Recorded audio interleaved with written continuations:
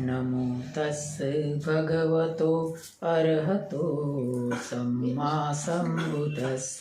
नमो तस् भगवतो अरहतो सम्मा सम्बुद्धस्स। नमो तस् भगवतो To accelerate the wheel of Dhamma, subscribe the channel and press the bell icon. पठवी पबतो अनिलोपी च उपमाय न युजन्ते सत्थु वरमुक्तिया सत्थु वरमुक्ति। भगवान तथागत सम्यक संबुद्ध के चरणों में तीवार अभिवादन। हमारे आदर्श बोधिसत्व भारत रत्न डॉक्टर बाबा साहब भीमराव आम्बेडकर और आपका श्रद्धावान परिवार। तो हम शुरू करते हैं कोई प्रश्न से। इतना दुनिया में बहुत सारे धर्म है, संप्रदाय है, तो आखिर धर्म का हार्द क्या है? कौन धर्मवान है? ऐसा कैसे कह सकते हैं कोई व्यक्ति है वो धर्मवान है? कैसा साबित कैसे होगा कि कोई व्यक्ति है वो धर्मवान है? किससे ये साबित होता है? धर्म का हार्द क्या है? What is the heart of religion? What is the heart of spirituality? એનું હૃદય છે ને ધર્મનું, એ નક્કી ક્યાંથી થાય ખબર છે? નક્કી થાય આપણે કેટલા પ્રસન્ન છીએ, આપણા જીવનની પ્રસન્નતા, આપણા જીવનની ખુશી, આપણે કેટલા પ્રસન્ન છીએ, કેટલા મિલનસાર છીએ ને એના ઉપરથી નક્કી થાય કે આપણું જીવન છે ને એ ધમ્મિક છે। सुखम सुपति सुखम पटि बुझती न पापकम सुपीनम पश्यति मनुष्यानम पियो होती अमनुष्यानम पियो होती देवता रखन्ति नास अग्निवा विषवा सत्थम वा कमति तुवट्टम चित्तम समाधियति मुखवर्णो विपस्सिदति असमूढ़ो कालम करोति अपटि विंदतो ब्रह्मलोकुपगो। इसके अंदर कहा गया कि जो व्यक्ति धम्मिक होता है और जो धर्मवान होता है उसके अंदर मैत्री होता है, दूसरों के प्रति मैत्री की भावना होती है, दूसरों के वो कल्याण की कामना करता है, ये धर्म का माने गुण होता है। और जो व्यक्ति के अंदर मैत्री की भावना है अंदर, वो हमेशा प्रसन्न होता है, वो हमेशा खुश होता है। सुखम सुपति सुखम पटि बुझती, खुशी खुशी એટલે સુખપૂર્વક એ સૂવે છે, સુખપૂર્વક જાગે છે। તો પ્રસન્નતા છે એ પહેલું માપદંડ છે। એનું કારણ શું છે? પ્રસન્નતા મેં શા માટે કીધું? કારણ શું છે કે આપણા બધાનું જીવન છે ને એ માને ચડ ઉતર જેવું હોય, બરાબર? સુખ પણ આવે, દુઃખ પણ આવે। પ્રસન્નતાનો અર્થ એવો નહીં કે આપણા જીવનમાં જ્યારે સુખ હોય ત્યારે જ આપણે પ્રસન્ન રહીએ, એવું નહીં। સુખ હોય ત્યારે જ પ્રસન્ન રહીએ એવું નહીં। આપણે કોઈ પણ હાલતમાં છે ને આપણે હંમેશા પ્રસન્ન રહેવું જોઈએ કે यह भी बदल जाएगा। गोयनका गुरुजी શું કહે? यह भी बदल जाएगा, मानी ये जो अभी हमारा जो हालत है, हमारी परिस्थिति है, वो भी बदल जाने वाली है। तो इस तरह का जो सोचता है वो हमेशा प्रसन्न होता है। तो प्रसन्नता है वो मापदंड है, बराबर? हम क्या करते हैं, कौन सा क्रियाकांड करते हैं, कौन सा नहीं करते हैं, वो कोई मापदंड नहीं है। अगर कोई आदमी माला भी करता है, जप करता है, ध्यान करता है, लेकिन उसके चेहरे के ऊपर नूर नहीं होता, चेहरे के ऊपर एक प्रकार की प्रसन्नता नहीं होती, मिलनसारिता नहीं होती, तो ऐसा कह सकते हैं कि वो धर्मवान नहीं है। क्योंकि धर्म का हम आचरण जब भी करते हैं, कोई भी इंसान आचरण करेगा तो उसके अंदर पहला गुण प्रकट होगा प्रसन्नता का।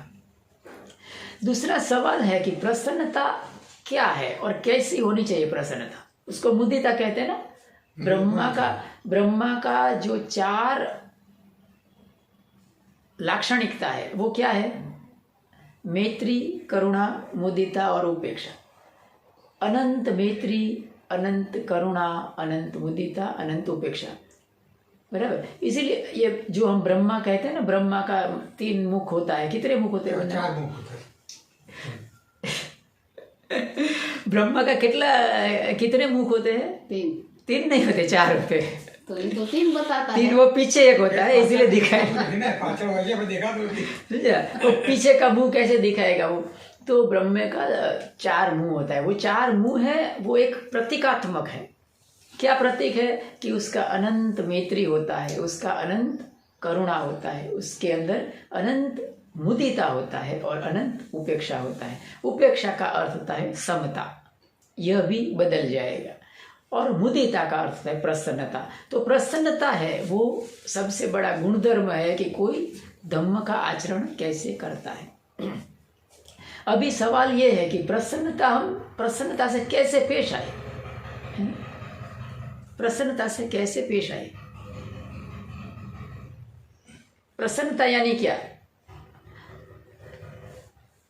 प्रसन्नता कभी ओवरफ्लो होती है क्या? ओवरफ्लो का अर्थ क्या है? प्रसन्नता, अगर मेरे में प्रसन्नता जन्मी ना तो मैं खड़ा होकर नाचने लगूंगा, मैं एकदम जोर जोर से हंसने लगूंगा, हा हा हा हा करके। क्या ये प्रसन्नता है? समंदर कभी ओवरफ्लो होता है? समंदर कभी ओवरफ्लो नहीं होता है। और जब भी ओवरफ्लो होता है तो क्या होता है? अभी देखो जापान में सुनामी आया तो क्या हो गया? विनाश हो गया ना। तो देखिए ओवरफ्लो नहीं होता है। प्रसन्नता कभी ओवरफ्लो नहीं होती है। अगर प्रसन्नता ओवरफ्लो होती है तो समझ लेना कि उसकी जो अप्रसन्नता है, उसके अंदर जो हिंसा का भाव है, उसके अंदर जो दुर्गुण है, वो भी ओवरफ्लो होने लगेगा।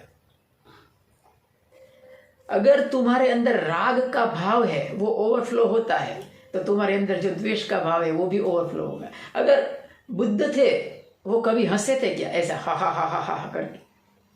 बुद्ध कभी ऐसे हंसे नहीं थे। उन्होंने सिर्फ मुस्कान दिया था। हमेशा बुद्ध थे वो हमेशा छोटा सा मुस्कान देते थे। उसकी मुस्कान में ही पूरा दुनिया भर का प्रसन्नता था। तो प्रसन्नता कभी ओवरफ्लो नहीं होती। हम नाचने लगे, गाने लगे, जोर जोर से हंसने लगे तो वो प्रसन्नता नहीं है, क्योंकि प्रसन्नता ओवरफ्लो होती है, वो एक विक्षिप्तता है। इसका मतलब ये है कि प्रसन्नता अगर ओवरफ्लो हुई तो हो सकता है कि तुम्हारे अंदर हिंसा का भाव है, तुम्हारे अंदर दुर्गुण का भाव है, वो भी ओवरफ्लो होगा। फिर तुम नुकसान करोगे दूसरे को जी। तो प्रसन्नता का अर्थ होता है अंदर से खुश रहना। अंदर से जब भी आदमी, आप विपश्यना का कोर्स करेंगे ना तो अंदर से एक खुशी मिलता है। हमारे अंदर संवेदना मिलती ना तो अंदर संवेदना पैदा होगी, बहुत मीठी संवेदना अंदर जन्म लेती है। भंग की अवस्था आ गया तो मेरे अंदर जो प्रसन्नता आएगी ना वो कभी ओवरफ्लो नहीं होगी। क्यों? क्योंकि वो नेचुरल है। प्रसन्नता वो नेचुरल है और वो कुदरती है। और वो प्रसन्नता है, वो बाहर के लोग जब भी मुझे देखेंगे तो उनको लगेगा कि बंते जी वाकई बहुत खुश मिजाज है, बहुत मिलनसार है। तो इस तरह से हम कितने प्रसन्न होते हैं, हम कितने खुश रहते हैं, कितने मिलनसार होते हैं, इस बात तय करता है कि हम कितने धार्मिक हैं। हमारे पास धन है कि नहीं है वो 2 नंबर पर बात है। तो इस तरह से आप देखेंगे, कोई बार कोई भिखारी भी होगा ना, आप देखेंगे ना, भिखारी है, कोई बहुत गरीब है ना, आपको बहुत खुश दिखेगा। देखना, बहुत हंसता दिखाई देगा, बहुत खुश दिखाई देगा। वो सही अर्थ में लाइफस्टाइल है, वो सही अर्थ में जीवन जीने की कला है। उसके पास धन है कि नहीं है वो कुछ मायने नहीं रखता। वो कितना खुश है, गरीब भी खुश रह सकता है, अमीर भी दुखी रह सकता है। तो इसीलिए हम कितना प्रसन्न रहते हैं, कितना खुश रहते हैं, वो हमारा धार्मिक होने का मापदंड है। ये छोटी सी बात थी। आपने जो ये पुण्य कर्म अर्जित किया उसके बारे में छोटी सी बात करूँगा। भगवान बुद्ध के काल में, उनके शासन में और दुनिया में तमाम जगह दान का बहुत महत्व होता है। धम्म दान का बहुत महत्व होता है और हम जो पूजन दान देते हैं उनका भी बहुत महत्व होता है। हम जो देते हैं वो कभी फिजूल नहीं जाता है। कभी वो व्यर्थ नहीं जाता है। भगवान कहते हैं हम किसी को भी कुछ जब देते हैं तो हम 5 बातें देते हैं। आयुष्य देते हैं, वर्ण देते हैं, सुख देते हैं, बल देते हैं और पटिभान देते हैं। पटिभान का अर्थ होता है बोध, ये हम देते हैं। तो ये जो हम देते हैं वो हम प्राप्त करते हैं। कैसे प्राप्त करते हैं उसके पास हमारे पास कोई जवाब नहीं होता है, क्योंकि कोई बातें होती है वो इनविजिबल होती है, वो हमें दिखाई नहीं देती, उस कभी प्रत्यक्ष नहीं होती है, वो हमेशा उसकी प्रतीति होती है। देवत्व होता है, देवता नहीं होता है।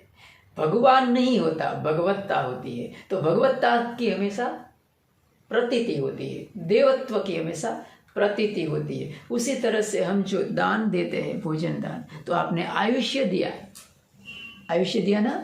मेरा जीवन क्यों चल रहा है आज? क्योंकि मुझे किसी ने 1 हफ्ते या तो 2-3 महीने पहले खाना दिया था, तो मेरे शरीर में खून बढ़ के दौड़ रहा है, इसीलिए मैं जिंदा हूँ। तो क्या दिया आपने? आयुष्य दिया। आयु देती वर्ण दिया। वर्ण माने त्वचा का निखार बनता है हमारा। तो क्यों बनता है? हम आहार लेते हैं, उसके कारण हमारे त्वचा का निखार बनता है। तो आपने क्या दिया? वर्ण दिया। बल दिया। आपके सामने मैं बोल रहा हूँ 5 मिनट से, तो इसीलिए बोल पाता हूँ कि मेरे अंदर बल है, शक्ति है। और मेरा शरीर कुछ ऐसा है कि जितना खाता हूँ पर्याप्त है, इतना ही खाता हूँ। अंदर मेरे पास स्टोरेज नहीं है, स्टोरेज नहीं होता है। तो अगर मैं 1-2 दिन खाना नहीं खाऊंगा तो फिर कहूँगा कि अभी धम्मदेशना का समय नहीं है, मैं धम्मदेशना नहीं दूंगा। तो बल दिया आपने। इसी तरह से बल देती और सुख देता। अगर हम खाना नहीं खाते हैं तो क्या होता है? भूख लगती है, पीड़ा होती है, और पीड़ा होती तो फिर अंदर खाना जाता है तो हमारी पीड़ा मिट जाती है, माने हमें सुख मिलता है। आयु देती, वर्ण देती, सुख देती, बल देती, पटिभान देती। पटिभान का अर्थ होता है बोध। हमको मालूम था कि ये जो हमारे उपासक है, बाबा साहब को मानने वाले हैं, धम्म को मानने वाले हैं, मुझे भरोसा था।